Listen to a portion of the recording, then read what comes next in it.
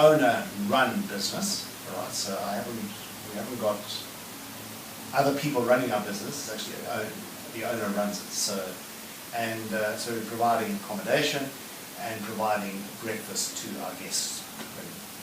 Those who want it, sometimes guests don't require breakfast. They have that option. So it's letting people into your home. That's right. Our bed and breakfast part is not places that we frequent. Okay. So the most part, the rooms that are used for bed and breakfast are not rooms that us as a family use. So they're into our home, but they're not. There was a time when the definition of a bed and breakfast was you had someone staying in your home, sharing the facilities in the home. But that's not strictly true now. That's not really strictly true now. You say you have an online website. Do you update it regularly? Yes, that is updated all the time, because that's one of the ways of keeping your website active and recognised by Google, and of course that's the most important thing nowadays. Business is done by the internet, so we have to understand that. That's true. Do you put everything, all the info you would possibly need about this place online on your website? Yeah, obviously there's a restriction. There's not stuff you can put on there, but we try to put all the information that a guest needs to know. So we spend a lot of time ensuring that the information is accurate and is updated constantly. But sometimes the updates are just very minor updates, but we do that regularly because we want it to be recognised as a live website. And of course, if they want to know more, they can just call you up and ask. Exactly, yeah. 2016 was a big year for many people. What are the highlights for you and this business? Yeah, the year 2016 for us started quite slowly, but that was because 2015 was the best year we'd ever had. So in the first half of last year, we were quite slow. We had a number of highlights. Guests, of course, are our highlights, and sometimes guests are our lowlights. We hosted about halfway through the year, at the beginning of July, I think it was, a large wedding party here. When I say that it was the bride and her family. And so she spent the night before her wedding here together with her family. They were people who were from South Africa, but her family are now living in Egypt. And that was very interesting because her bridesmaids came from, I think, 3 or 4 different countries around the world. There was a South African bridesmaid, there was an Egyptian bridesmaid, and there was an American bridesmaid. That must have been quite an experience. Yeah, we quite frequently have brides staying here the night before their weddings. We're not really a honeymoon place, so we don't very often have people staying here after their weddings, but we certainly have very frequently. And they use our garden as a place for taking pre-wedding photographs. You said 2015 was your best year. Yes. What made it so good? I think that's quite difficult to really understand, to know. There wasn't anything particular. One of the things that would have contributed is we quite regularly have a group of students from the University of Illinois come and stay here. And they're here for a whole month, and there are quite a few of them. So when you have a situation like that, it really boosts your turnover, because first of all, they are quite a group of them, and they're here for an extended period of time, and so we can almost make 2 months normal turnover in 1 month. So that helps in boosting income for the whole year. I would imagine. Yeah. 2017, what are you looking forward to? I think we're wanting to do much the same as we've done in the past. We have no plans to expand our business, but we're constantly looking to improve the service that we provide. apply to, I guess. So the year will pan out, I think. It's interesting that that group of students that from the university won't be the same group, obviously, but the University of Illinois will be visiting us during July, August this year again. So that will help with our annual turnover by the end of that period. Hopefully that turns into a regular thing. Yeah. Fingers crossed. Well, they've been coming here for 12 years now, every second year approximately. Oh, so it is a regular thing. Yeah, they are quite regular here. Oh, I see. But 21 years, you said you've been running this That's right. business.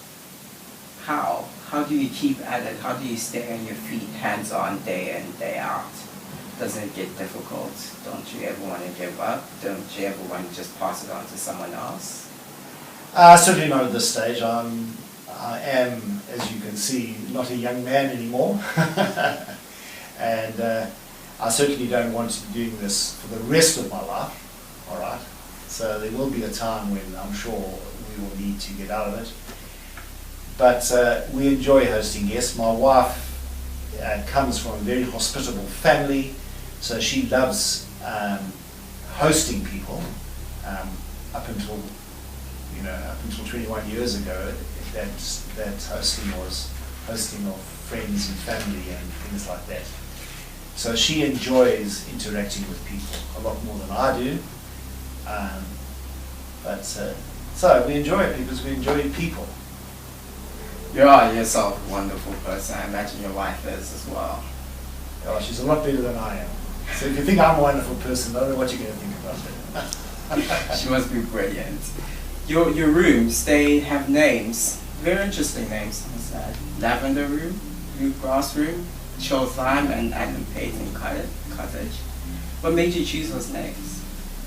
Okay, well, the lavender room has got a kind of lavender theme, so the colouring is lavender. Some of the decor in the room is of lavender. The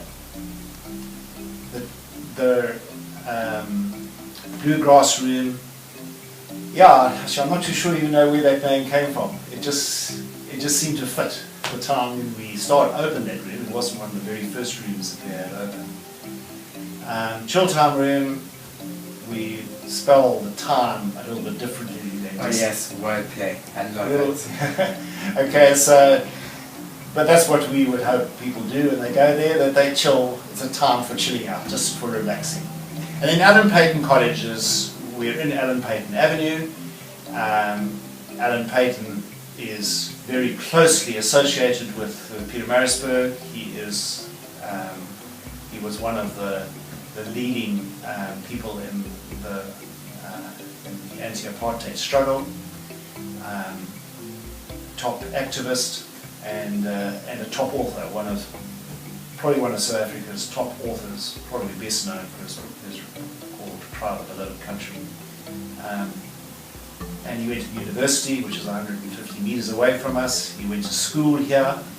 So Adam Payton College has really been called that because of where we are situated. And it's fitting. It's very fitting. You say you have all manner of guests. Do you have a particular niche market that comes in regularly besides your business people and families on the weekends?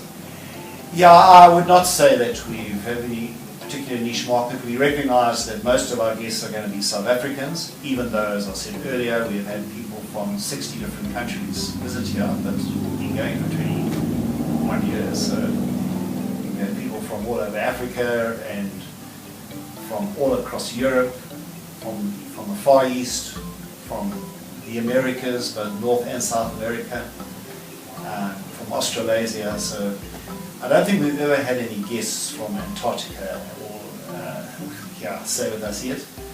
I don't know whether a person in Antarctica would put up with Pietermaritzburg summer heat. Well, I would put up with it just to be here, honestly. Do your rooms have internet access? They do. That's free internet access. The only term and conditions that we have regarding that is that people cannot download music and films.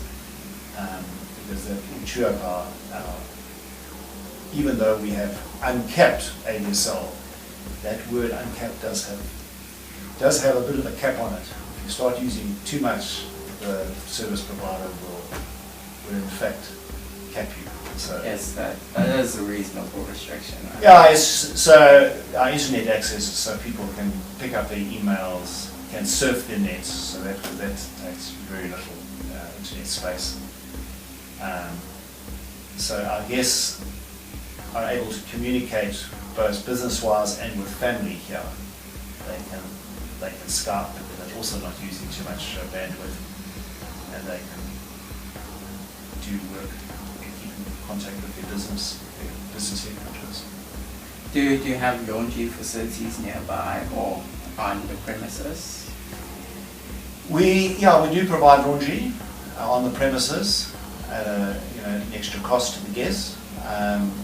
There are laundry facilities further that are fairly close to us as well if people want to do that. But yeah, we have a laundry service here which really works out good if the guest gives us the laundry by 9 o'clock in the morning, by 4 o'clock in the afternoon, before we return to them, washed and ironed if necessary. That's prompt. Yeah. We don't have a lot of people doing that because obviously most of our guests are short term, but when you've got a longer term guest, they do want that facility. I've gotten the impression that service here is wonderful. Your staff, you said you train them for an extra amount of time if you can. Pair them up with other experienced staff. Yes. Besides them, you yourself, what kind of experience, I must say, what skills have you picked up since you started running this place? Well, I think probably the skill that I've picked up is being able to interact more freely with people. You probably would find this surprising, but I'm actually quite a shy person who doesn't interact really easily with people. Probably often in crowds. It's actually a lot easier to interact with a person on a one-to-one basis. My wife will complain that I sometimes talk too much when I'm talking to guests. But that's a skill that I have picked up, is to be friendly and welcoming to people. Well, I understand that I myself have social anxiety, so around big crowds, people I don't know, I do tend to get nervous. Yeah. So it's understandable. Very admirable that you managed to pick it up despite being a shy person. But it has been wonderful talking to you. I must say, it has been brilliant. And I don't know if our guests, if your guests, I mean, know this, but sitting here, I have this feeling that this house, this home, is more than just a B&B for you. I can feel that you've been working here for so long. Your heart is in it, and it shows. Besides the way your place is kept, the way you spoke to me, you spoke to us outside, you gave us business tips even. And I know it's close to your heart. And I must say that is wonderful. Wonderful of you, wonderful for you. And I'm really glad to have met you, Morgan. It has been wonderful. Well, it's been great spending time with you. And just to say one thing regarding, I have a passion for seeing other people develop in their businesses. So I do not see my other B&Bs as my competitors, but I see them as my partners in my business. So if another B&B is able to succeed, to me it makes it easier for me, because then I can send people, if I have overflow people who I can't accommodate, I can send them in confidence that they're going to get good service. So I have a real passion for developing other people in their businesses as well. Even people that could be seen as competitors, I say that right now. I see them as my partners and not just my competitors. Amazing. Well, thank you. Thank you so much for having us. Well, it's been really good to have met you. Thank you so much, Mr. Morgan. Well, that has been Mr. Morgan, a wonderful man. Here at JeanLee Guest Cottages, wonderful B&B. It is off Allen Payton. You can find it easily. As he said, they have a site. So, if you want to stay, and I'm sure you will, look it up. I'm Clive Shelembe, and this has been Bodado TV. I'll catch you guys later. Ta. Bye.